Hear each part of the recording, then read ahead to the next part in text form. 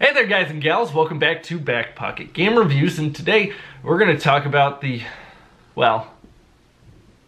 Anthem news, I guess is what you'll call this. Anthem kind of got ran through a gulag by most of the internet. It was pretty bad. And I was one of the people that was on board with the, oh, let's hate Anthem, until obviously Sabre Prime bought me Anthem because he really wanted me to play it. He was like, you're going to like it, I promise. And I did. I thoroughly enjoyed Anthem. It is a very fun game. It is a very fun experience, and it's very different than most other experiences. And even I did this video, so I'm not ruling myself out. But Anthem, there were a lot of news reports saying it didn't do well. And a lot of that was based off of early NPD numbers, based off of UK sales for the first week. Early sales. So those are UK numbers. Now, where this gets a little interesting is NPD just released the full February sales numbers. Well, I guess a lot of us YouTubers prematurely blew our loads. Anthem was the #1 selling game last month. It's actually the #2 best-selling game for this year. Second only to Kingdom Hearts 3, which, let's be honest, I really wouldn't have expected anything to outsell Kingdom Hearts 3 just yet.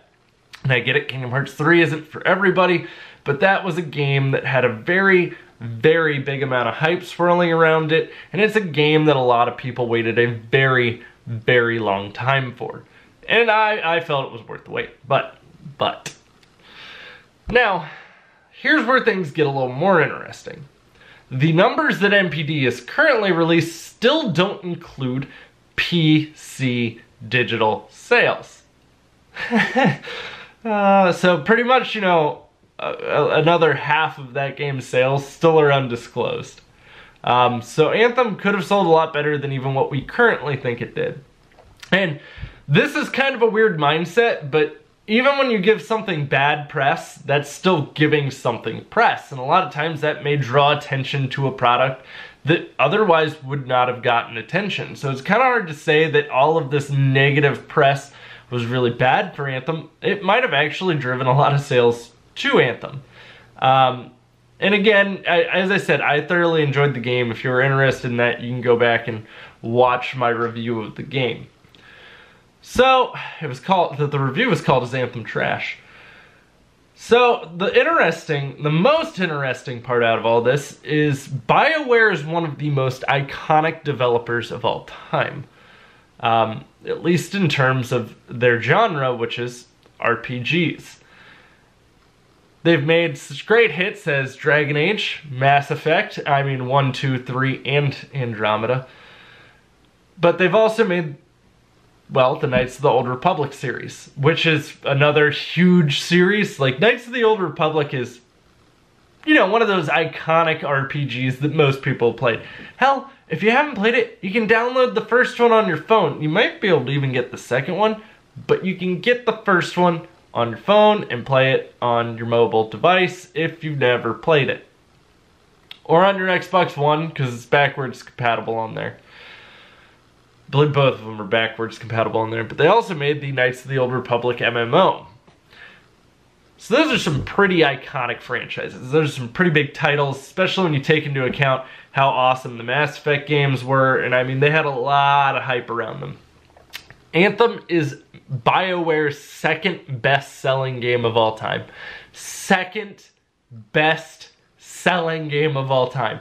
What is it second to? Only Mass Effect 3, which I guess I was kind of shocked that Mass Effect 3 was their best-selling game of all time. I liked Mass Effect 3, but that was another game that had a lot of controversy surrounding it, mostly because of the last, we'll say 3 minutes of the game. It was a good game. If you've never played the Mass Effect series, you really should go play them. They're fantastic. Cover-based shooter RPG system. Awesome, a lot of fun to play. Great dialogue options. Awesome, in-depth stories. And as I said, Anthem might not be their strongest story, but the gameplay overall really shines. So there were some issues with Anthem at launch, but it did extremely well. Which means that a good majority of its sales were probably digital sales. which is even crazier to think that, well, digitally is how most people are buying EA games. EA is usually that one company where I feel oddly uncomfortable enough to where I might opt for a physical copy. Because it's EA.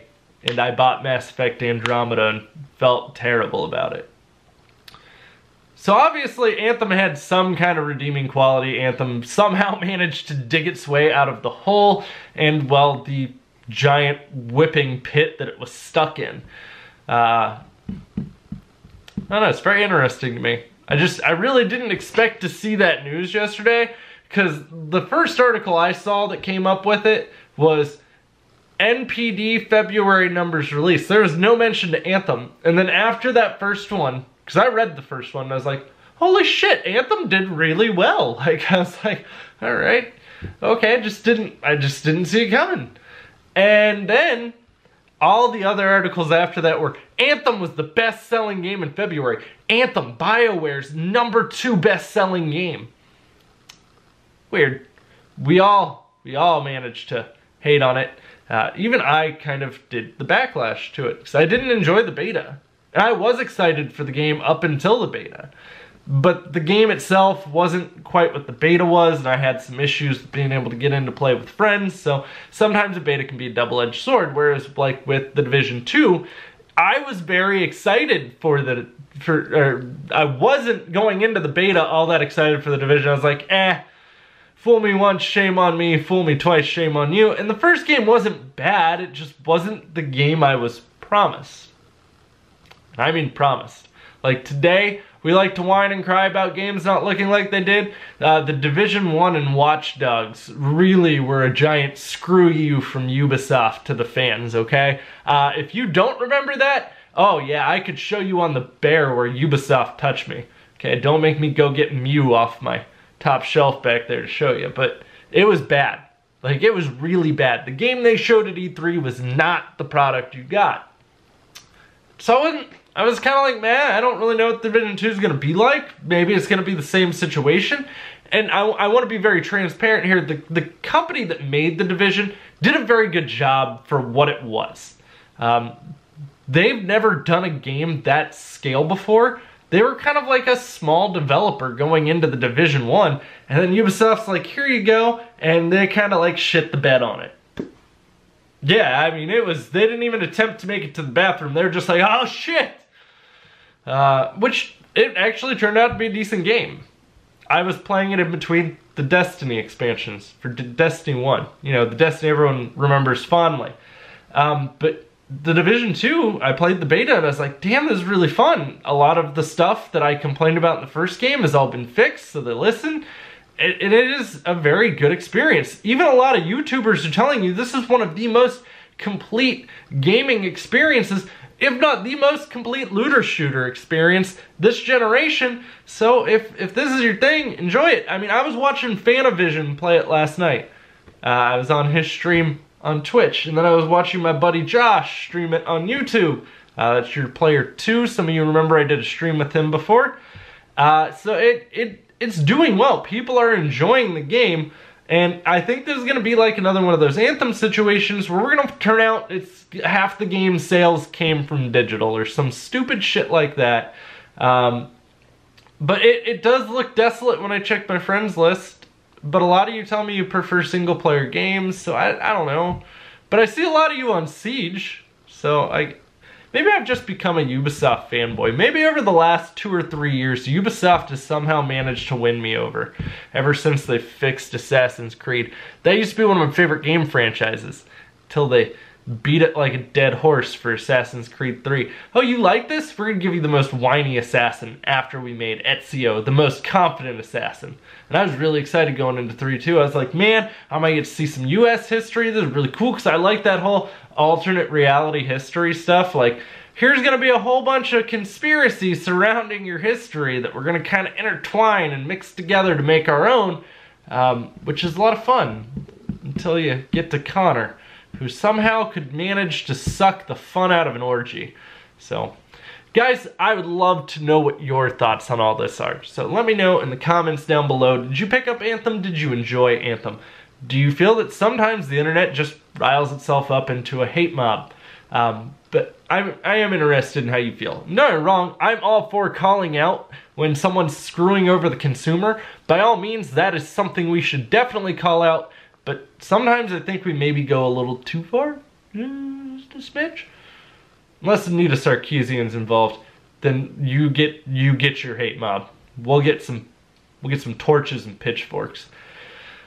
Guys, if you want to follow me anywhere else, the links are as always in the description box down below, including my Patreon, but you can also see my Teespring stuff just directly below you because I have the shelf thing, so yeah. But if you enjoyed the video, don't forget to drop a thumbs up. Also, if you're new here, you can click the subscribe button, impress your girlfriend, be a manly man, and ding the bell. If it works. You might get screwed. No prize for you. But guys, thanks for watching. I'll have plenty more content coming for you, and stick around.